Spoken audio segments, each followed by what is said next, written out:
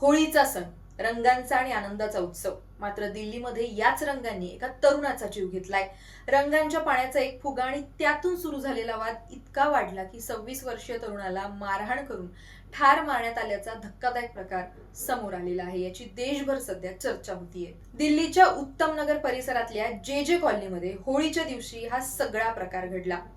मिळालेल्या माहितीनुसार दोन कुटुंबांमधला एक किरकोळ वाद अचानक हिंसक झाला आणि त्यात तरुण कुमार या नावाच्या युवकाचा मृत्यू झाला.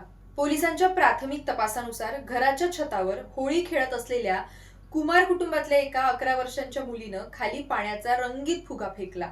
हा फुगा नेमका रस्त्यावर फुटला आणि त्यातल्या रंगाचं पाणी हे दुसऱ्या कुटुंबातल्या एका मुस्लिम महिलेच्या बुरख्यावर उडालं.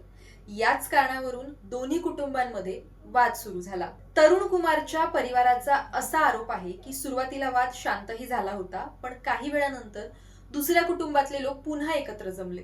रात्री 11च्या दरम्यान होळी साजरी करून घरी परतणाऱ्या तरुणवर हल्ला करण्यात आला. तरुणला 20 ते 25च्या टोळक्यानं लाठ्या आणि काठ्यांनी बेदम मारहाण केली. त्याच गंभीर अवस्थेत तरुणला रुग्णालयात दाखल सुद्धा करण्यात आलं. मात्र उपचारादरम्यान डॉक्टरांनी त्याला मृत घोषित केलं.